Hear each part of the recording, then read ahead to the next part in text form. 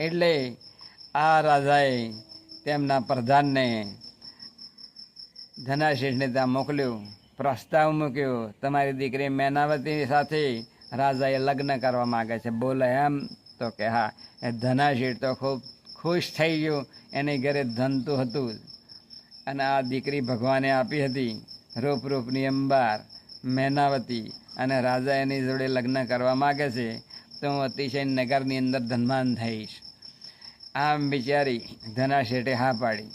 અને પછી ધનાશેઠે આ મેનાવતીના લગ્ન પેલા રાજા સાથે કરાવ્યા.